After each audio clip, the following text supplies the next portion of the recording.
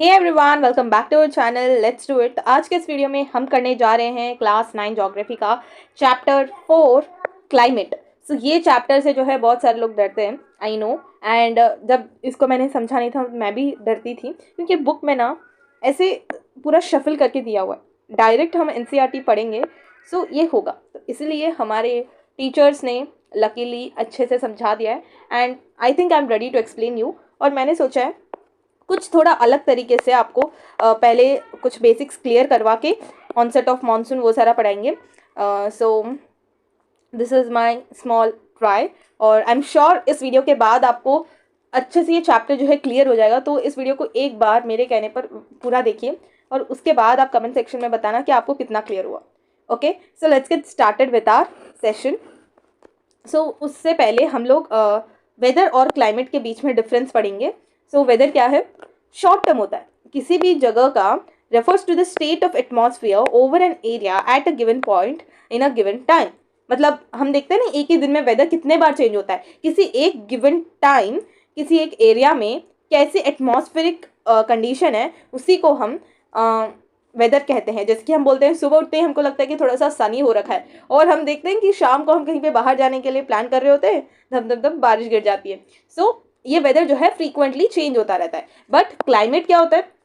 Climate होता है long term के लिए, सम टोटल ऑफ वेदर या फिर average of weather in an area over a large area for a long period of time. More than 30 years का weather का average निकाला जाता है और उसके बाद उस एरिया का क्लाइमेट बताया जाता है कि ये क्लाइमेट है।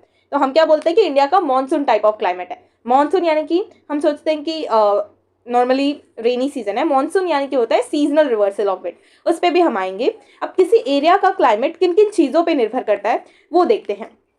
सो फैक्टर्स अफेक्टिंग क्लाइमेट में आप ये भी लिख सकते हो एंड ये भी लिख सकते हो। ये दोनों मोर और लेस सेम ही होते हैं, इंटरकनेक्टेड है। तो बुक में तो आपको ये दिखेंगे। सो इसका देखते हैं। सो सबसे पहले लैटिट्यूड। जितना हम इक्वेटर में, for suppose this is our earth, so यहाँ पे इक्वेटर पे डायरेक्ट सनरेज पड़ती है, तो दिस इज हॉट क्लाइमेट। और जैसे जैसे हम ऊपर जाते हैं या फिर जैसे जैसे हम नीचे आते हैं वैसे वैसे टेम्परेचर लैटिट्यूड जो है जैसे जैसे हम बढ़ाते जाएंगे वैसे वैसे टेम्परेचर जो है डिक्रीज होता जाएगा। यहाँ पे आते आते पोलर रीजन में आपका टेम्परेचर जो है बहुत ज़्यादा कम हो जाएगा, माइनस में रहेगा। एंड नेक्स्ट है एल्टीट्यूड, मतलब हाइट। हमको पता है कि जैसे जैसे एल्टीट्यूड यानी कि किसी चीज़ का हाइट बढ़ता है वैसे वैसे टेम्परेचर में डिक्रीज होता है। बट ये ऐसा होता क्यों है? क्योंकि मान लेते हैं ये हमारा अर्थ है और यहाँ पे सन है। सन छोटा नहीं है बट ऐसे मैं दिखा रही हूँ। सो ये कुछ हीट वेव्स एमिट करता है और अर्थ इसको अपने इधर धरती पे ट्रैप कर लेगी, और उसके बाद ये लॉन्ग वेव्स जो है प्रोड्यूस करती है। और ये इसमें इतनी ज़्यादा एनर्जी नहीं होती कि वो बहुत ऊपर तक चले जाए, इसलिए वो बहुत ज़्यादा गर्मी ऊपर ऊपर स्थानों में नहीं दे पाते। सो this is the simple reason क्यों एल्टीट्यूड बढ़ते ही टेम्परेचर कम हो जाता है। और डिस्टेंस फ्रॉम द सी, इसके लिए हमने लैंड ब्रीज और सी ब्रीज पढ़ा है। ड्यूरिंग द डे टाइम जो लैंड है वो बहुत ज़्यादा गर्म हो जाता है, ठीक है, और सी जो है उतने जल्दी गर्म नहीं हो पाता, है ना।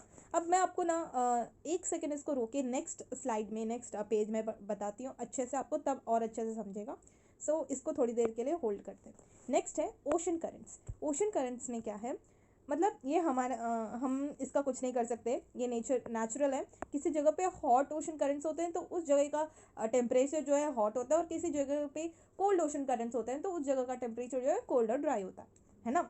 और रिलीफ फीचर्स की बात करें तो माउंटेन्स, वेस्टर्न घाट्स, ये जो है स्पेशली मानसून पे इफेक्ट करते हैं, और कोल्ड विंड्स पे। जैसे कि हमको पता ही है हिमालयाज एक बैरियर जैसे एक्ट करते हैं कोल्ड विंड्स के लिए, जिस वजह से हमारे इंडिया में जो टेम्परेचर है वो मॉडरेट होता है।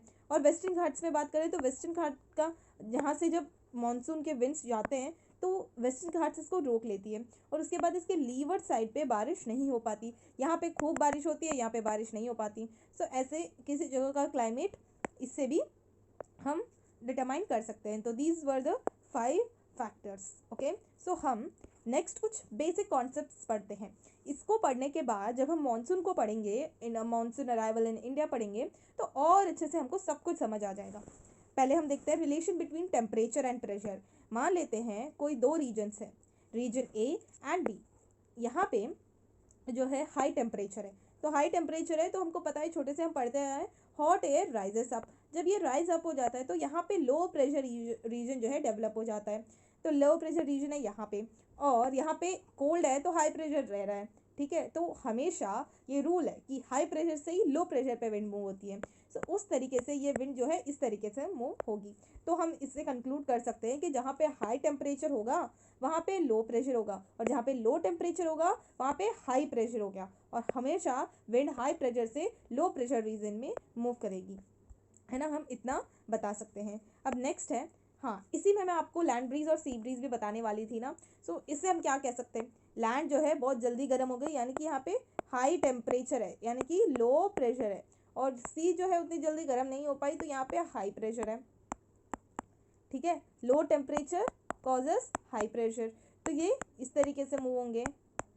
और वही डे टाइम पे लैंड वापस बहुत जल्दी ठंडी हो जाती है, बट सी बहुत धीरे धीरे गर्म हुई है बेचारी पूरे दिन, अब उतने जल्दी ठंडी नहीं हो पाती। तो यहाँ पे जो है हाई टेम्परेचर के कारण लो प्रेशर हो जाता है, यहाँ पे क्या रहता है, लो टेम्परेचर के कारण हाई प्रेशर रहता है। ठीक है, तो अब कैसे मूव होगी, अब लैंड टू सी मूव होगी। तो कोस्टल एरियाज में डे और नाइट में ये जो फिनोमिना है बैलेंस कर देती है, इसलिए कोस्टल एरियाज की जो क्लाइमेट है वो मॉडरेट रहती है, ना ही ज़्यादा ठंडा ना ही ज़्यादा गर्म। ठीक है, आई मीन हॉट। अब आई थिंक आपको अच्छे से समझ आ गया होगा। वैसे तो लैंड ब्रीज और सी ब्रीज हमने क्लास 8 में भी पढ़ी थी। अब डिफरेंशियल हीटिंग, यहाँ पे हमने देख लिया ना कि differential heating and cooling of land and water. Land जो है बहुत जल्दी हीट्स और कूल हो जाता है, बहुत फास्टर, और सी हमारा वैसे नहीं है, बहुत धीरे धीरे हीट होता है, और हीट होने के बाद कूल होने में बहुत टाइम लेता है। So this is the thing. अब नेक्स्ट हमारा कॉन्सेप्ट है कोरियोलिस फोर्स, सॉरी इफेक्ट। सो कोरियोलिस इफेक्ट के अंदर क्या होता है, हमारा अर्थ जो है रोटेट कर रहा है और वो स्फेरिकल है। सो जब अर्थ रोटेट कर रहा है उस टाइम पे यहाँ पे जो पार्टिकल्स हैं, मतलब यहाँ पे जो भी प्लेसेस है वो अपने जगह पे रोटेट करेंगे, इस तरीके से सारे प्लेसेस रोटेट करेंगे। बट यहाँ पे वाइडर होने के कारण, अर्थ यहाँ पे वाइडर है और यहाँ पे बहुत कम वाइडर है, तो इस कारण यहाँ पे जो है बहुत स्पीडली जो भी प्लेसेस है वो स्पिन कर रहे हैं, आई मीन अपने एक्सिस पे रोटेट कर रहे हैं, और यहाँ पे उतने तेज़ी से रोटेट नहीं कर पा रहे। तो इसलिए अगर आप इक्वेटर से कोई चीज़ नॉर्थ की तरफ डालोगे तो वो राइट साइड में डिफ्लेक्ट हो जाती है, कुछ इस तरीके से, वो इस तरीके से स्ट्रेट नहीं जाएगी, वो ऐसे डिफ्लेक्ट हो जाएगी। और उसी तरीके से साउथ में डालोगे तो वो इस तरीके से डिफ्लेक्ट हो जाएगी लेफ्ट पे। ठीक है, हमको ये राइट लग रहा है, उसके पर्सपेक्टिव से, उस विंड के पर्सपेक्टिव से देखें तो वो लेफ्ट साइड में डिफ्लेक्ट हो जाएगी। सो दिस वॉज कोरियोलिस इफेक्ट। अब ITCZ, this is very easy, but हम कई बार इससे डर जाते हैं। सो ITCZ होता क्या है, देखो इक्वेटर पे जो है बहुत ज़्यादा हाई टेम्परेचर है, जैसे कि हमने ऑलरेडी पढ़ा था कि हाई टेम्परेचर होने से क्या होगा, यहाँ पे लो प्रेशर रीजन डेवलप हो जाएगा। जब लो प्रेशर होगा, यहाँ पे लो टेम्परेचर है तो high pressure, low temperature high pressure. तो इस तरीके से, और हमने और एक रूल पढ़ा था कि high temperature to low temperature move होती है विंड, हमेशा लो प्रेशर मूव होगी। सो इस तरीके से ये जो है कोरियोलिस इफेक्ट की वजह से ऐसे डिफ्लेक्ट होके यहाँ पे आके रुक जाते हैं। ठीक है, इस तरीके से high pressure to low pressure वो मूव है। अब यहाँ से भी जाएंगे इस तरीके से, कोरियोलिस इफेक्ट की वजह से डिफ्लेक्ट होते हुए यहाँ पे आके रुक जाएंगे। अब यहाँ पे आके जो विंड्स है ये मिक्स हो जाते हैं, कन्वर्जन होता है इन दोनों का, तो इसीलिए इस जगह को इंटरट्रॉपिकल कन्वर्जन जोन कहते हैं। इसका फुल फॉर्म क्या है, इंटरट्रॉपिकल कन्वर्जन जोन। और इन विंड्स को हम क्या कहते हैं, जो नॉर्थ से आते हैं उनको नॉर्थ ईस्ट ट्रेड विंड्स, और जो साउथ से आते हैं उनको साउथ ईस्ट ट्रेड विंड्स। तो ये दोनों विंड्स आके आपस में कन्वर्ज हो जाते हैं, और इसलिए हम उनको इंटरट्रॉपिकल कन्वर्जेंस जोन कहते हैं। आई होप ITCZ अच्छे से समझ आ गया। तो आपको इससे एक बात तो क्लियर हो गया हो कि ITCZ वहाँ पे बहुत, मतलब ITCZ वहाँ पे होगा जहाँ पे बहुत ज़्यादा गर्म होगा, तो हमको पता है। अब नेक्स्ट देखते हैं अपेरेंट मूवमेंट ऑफ सन, उससे आपको और अच्छे से क्लियर होगा। सो नॉर्मली तो सन के डायरेक्ट रेस किस पे पड़ते हैं, इक्वेटर पे, बट हर बार ऐसे नहीं होता है ना, क्योंकि हमारा अर्थ है, अगर आपको अच्छे से इसमें नहीं दिख रहा होगा तो ये हमारा अर्थ है, वो कैसे है, टिल्टेड है, 23.5 डिग्रीज पे टिल्टेड है। ठीक है, इस तरीके से अपने एक्सिस पे अर्थ जो है रोटेट कर रहा है। सो इस टाइम पे, इस पीरियड ऑफ टाइम पे सन का डायरेक्ट कहाँ पे है, इधर है। ठीक है, डायरेक्ट जो है सन के रेस किधर पड़ रहे हैं आपके, साउथ सदर्न हेमिस्फीयर में, तो हम क्या कहेंगे कि अपेरेंट मूवमेंट ऑफ सन का कहाँ पे हो गया, यहाँ पे। On as an observer on the earth हम क्या देखेंगे कि सन के जो है मूवमेंट साउथवर्ड हुई है, ठीक है। तो यहाँ पे सन के डायरेक्ट रेज पड़ेंगे तो ITCZ भी उसके साथ साथ यहाँ पे शिफ्ट हो जाएगा, हमेशा इक्वेटर पे ITCZ नहीं रहता। अब उसी तरीके से 6 मंथ्स के बाद वापस क्या हो गया, सन जो है नॉर्थ में आ गया, क्योंकि ये टिल्टेड है ना, सो सन जो है इधर आ गया। अब ITCZ कहाँ पे आ जाएगा, उसके साथ साथ इधर आ जाएगा। अब ये ITCZ बहुत कुछ चेंजेस लाएगा। अब हम पढ़ेंगे next topic, monsoon seasonal reversal of winds in India, ठीक है, इंडिया में कैसे हो रहा है। अब देखो मैंने क्या बोला था कि एक टाइम पे यानी कि समर के टाइम पे ये मॉनसून ट्रफ, हम इस ITCZ को मॉनसून ट्रफ भी कहते हैं। सो ITCZ यहाँ पे शिफ्ट हो जाएगा, तो शिफ्ट हो गया। अब ITCZ कहाँ पे होता है, हाई टेम्परेचर पे, मतलब हाई टेम्परेचर यहाँ पे पड़ रही है क्योंकि सन की डायरेक्ट सनराइज यहीं पे पड़ रहे हैं, और यहाँ पे लो प्रेशर का रीजन क्रिएट हो जाएगा। यहाँ पे लो प्रेशर और तिब्बतियन प्लेट्यू जो है ना, इंडिया के बगल वाला तिब्बतियन प्लेट्यू, ये भी बहुत ज़्यादा गर्म हो जाता है। तो गर्म होने की वजह से यहाँ पे भी लो प्रेशर, यहाँ पे लो प्रेशर, यहाँ पे लो प्रेशर, तो लो प्रेशर यहाँ इस पूरे इंडियन सब कॉन्टिनेंट को लो प्रेशर में बदल देते हैं। बहुत खिचपिच हो गया है। और हाई प्रेशर रीजन जो है डेवलप हो जाता है नियर मैडागास्कर, एक आइलैंड है, वहाँ पे हाई प्रेशर होता है नॉर्मली। तो यहाँ पे सी में ठंडी होगी और फिर यहाँ पे हाई प्रेशर रहता है। सो देखो डिफरेंस हो गया, यहाँ पे लो प्रेशर है, यहाँ पे हाई प्रेशर है, तो विंड्स जो है इस तरीके से मूव करेंगी। अब सीधी क्यों नहीं जा रही, क्योंकि कोरियोलिस इफेक्ट है, इस तरीके से डिफ्लेक्ट होके जो है इंडिया के अंदर घुसती है। अब क्योंकि ये सी से आ रहे हैं तो मॉइस्चर कैरी करेंगे अपने साथ, और मॉइस्चर के साथ आके इंडिया में बारिश कर देते हैं पूरे जगह पे। So this is how monsoon occurs in India. अब हम नेक्स्ट देखते हैं जेट स्ट्रीम्स। सो जेट स्ट्रीम्स भी हमारे इंडियन मॉनसून को इफेक्ट करते हैं। कैसे जेट स्ट्रीम्स होते क्या हैं, जेट स्ट्रीम्स होते हैं high velocity winds that blow in the upper troposphere. Upper troposphere में जो विंड्स जो है मूव कर रहे हैं हाई वेलोसिटी से और बहुत ज़्यादा ऊपर 12,000 मीटर्स ऊपर से ये मूव कर रहे होते हैं, तो उनके पास कोई ऑब्स्टिकल्स नहीं होते, तो इसलिए बहुत स्पीड में जाते हैं। जैसे कि जेट होती है ना हमारी, तो उस तरह के जेट के स्पीड में ये बहुत ज़्यादा चले जाते हैं। तो इनकी स्पीड भी वैरी करती है 110 kilometre per hour to 184 kilometre per hour. इतना कोई इंपॉर्टेंट नहीं है, बट इनकी स्पीड अप्रॉक्सिमेटली इतनी होती है। अब ये कैसे हमारे इंडिया के मानसून को इफेक्ट करते हैं, ये मानसून कितनी जल्दी आएगी उसको इफेक्ट करते हैं। मतलब जून में मानसून हमारी आ जाती है, बट इन ये जेट स्ट्रीम्स जो है ना intensify high pressure region conditions, I mean. So jet streams high pressure conditions को क्यों इंटेंसिफाई करते हैं, ये रीज़न हम आगे पढ़ेंगे आगे आने वाले स्टैंडर्ड्स में। तो अभी के लिए हम इतना ध्यान रख सकते हैं कि जेट स्ट्रीम्स जो है हाई प्रेशर कंडीशंस को इंटेंसिफाई करते हैं। सो एक जेट स्ट्रीम है, हम बहुत सारे जेट स्ट्रीम्स है अभी अर्थ पे, बट हम एक को लेते हैं जो कि है सब ट्रॉपिकल वेस्टर्ली जेट स्ट्रीम। सब ट्रॉपिकल क्यों, क्योंकि वो सब ट्रॉपिक रीजन में जा रही है, ये सब ट्रॉपिक रीजन ही तो है।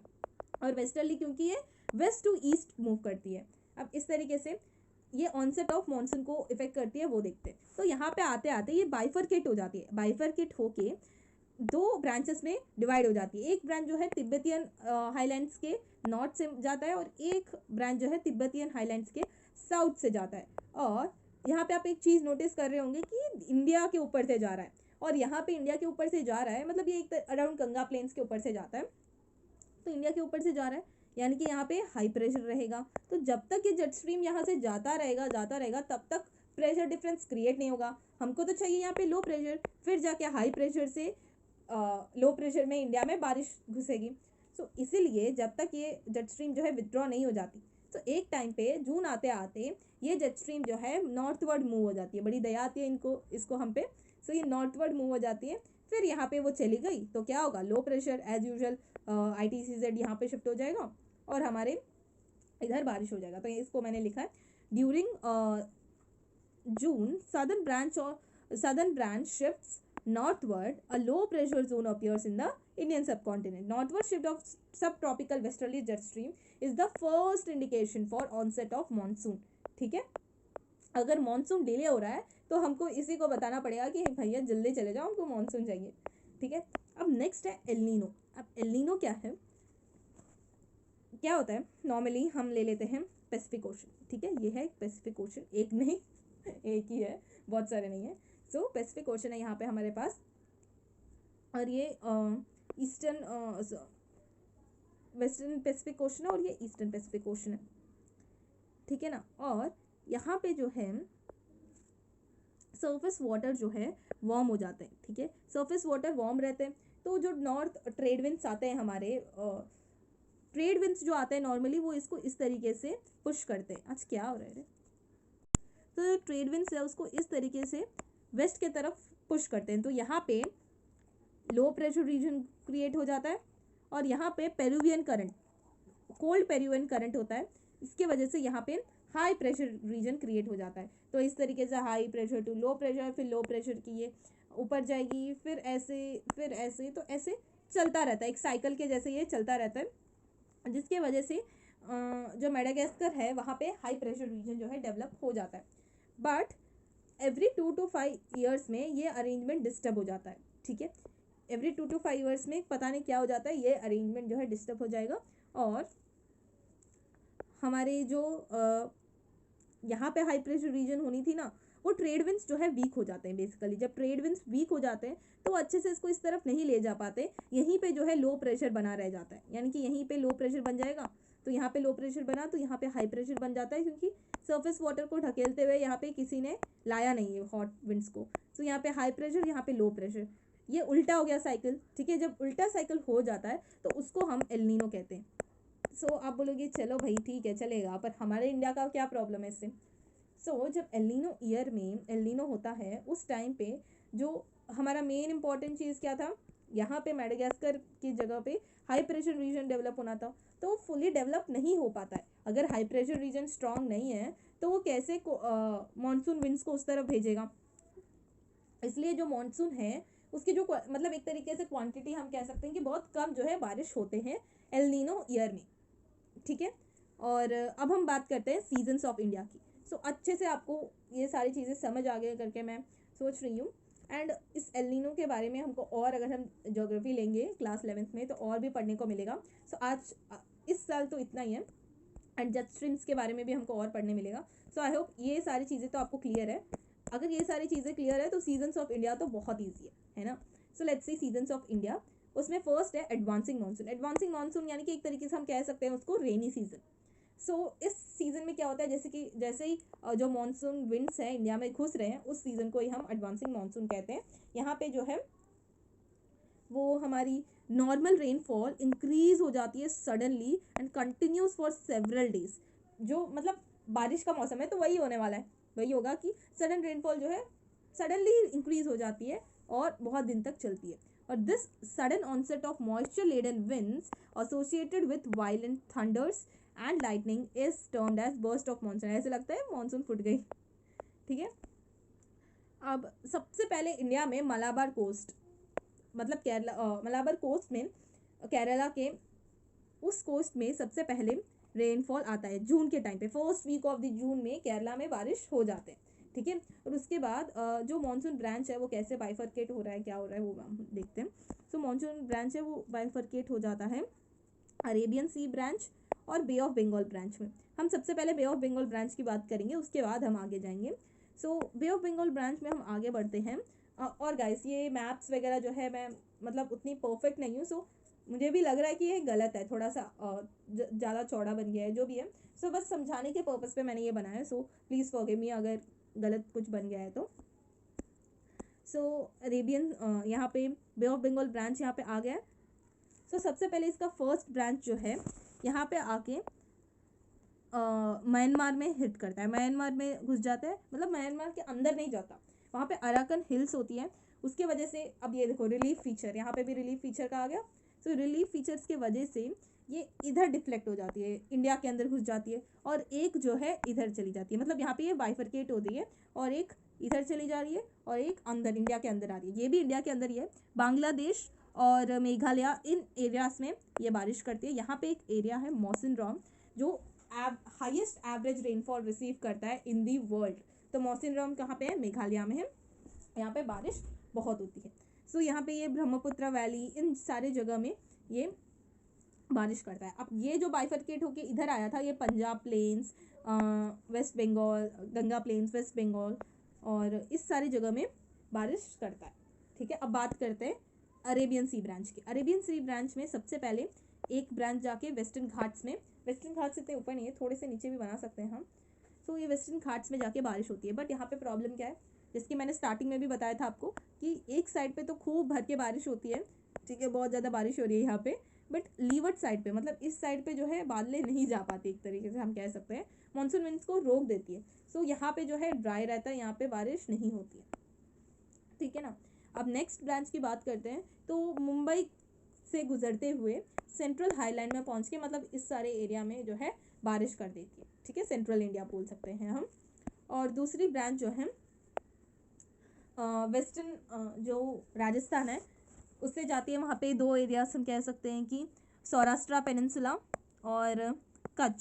सो इन दोनों से गुजरते हुए, अरावली से जाते हुए, मतलब ऐसे पूरे राजस्थान में बारिश जो है कॉज नहीं करती, ऐसे जाके ये सारे आके मिल जाते हैं ना, ये ऐसे आ रही है यहाँ पे, ये तीनों जा रहे हैं, तो ये सारे आके मिल जाते हैं कैसे भी करके, ठीक है। तो ऐसा नहीं लगता ये दोनों बहनें हैं बारिश है, तो ऐसे आके ये दोनों विंड्स मिल गए, मानसून विंड्स।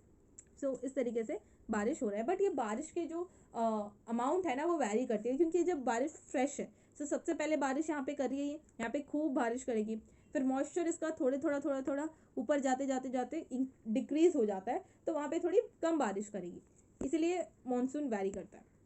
अब distribution of rainfall, so distribution of rainfall की बात करें, सो मोर देन 200 सेंटीमीटर, मतलब अच्छे से प्लेंटी ऑफ रेनफॉल कहाँ पे होती है, western side of western Ghats और नॉर्थ ईस्टर्न स्टेट्स, जैसे कि वो सेवन सिस्टर्स हो गए, खासी, जैंतिया हिल्स, मतलब उस नॉर्थ ईस्टर्न स्टेट्स में भी खासी और जैंतिया हिल्स में बहुत ज़्यादा बारिश होती है, और 100 to 200 सेंटीमीटर, मतलब अच्छी खासी बारिश हो रही है।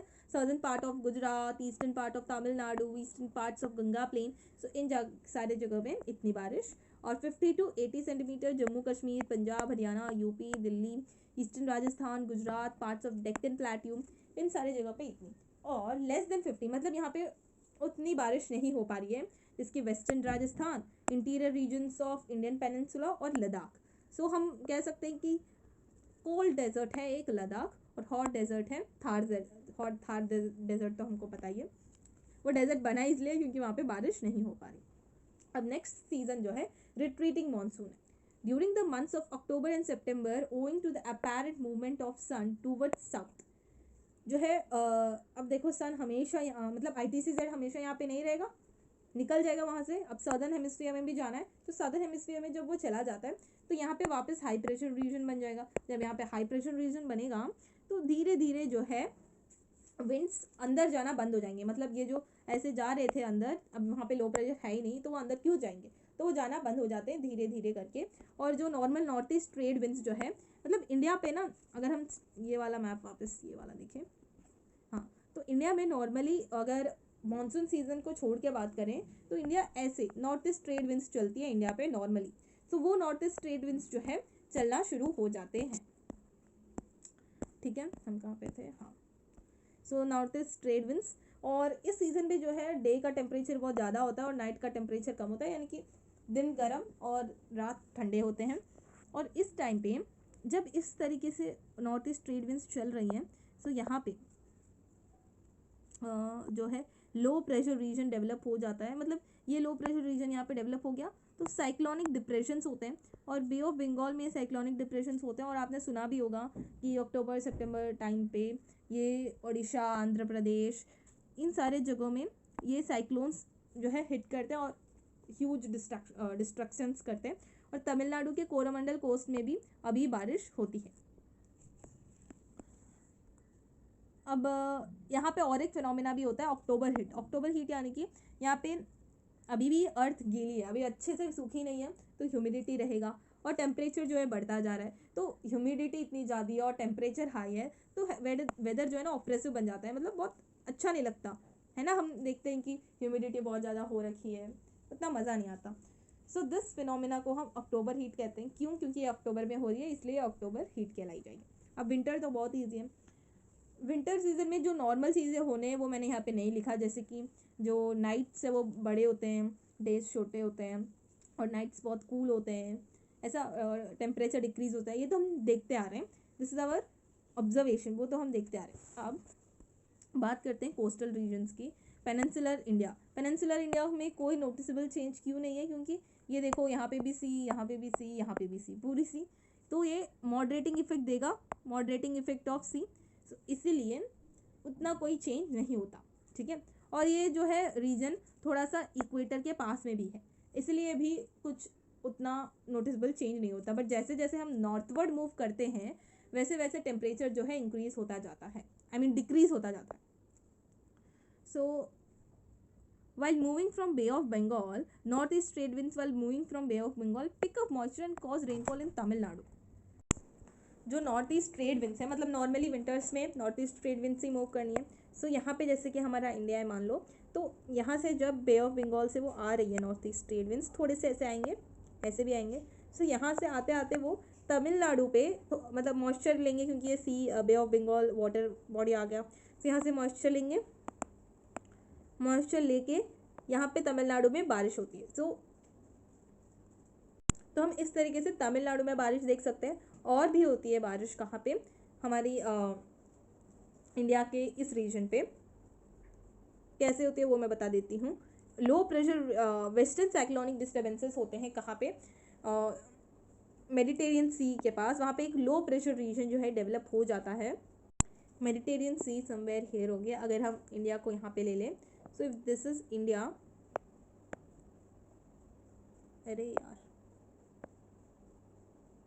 यहाँ पे अगर इंडिया है इस तरीके से, तो यहाँ पे आ गई मैं, हाँ, तो ये अगर इंडिया है तो इस एरिया में नॉर्दर्न प्लेन्स में बारिश होती है। क्यों? क्योंकि मेडिटेरियन सी में लो प्रेशर रीजन क्रिएट हो जाता है और वहाँ पे मॉइस्चर लेडन विंड्स होंगे, यहाँ से जो है वो मॉइस्चर कैरी करके इस एरिया में भी रेन करते हैं, ठीक है, यहाँ पे रेन कॉज करते हैं।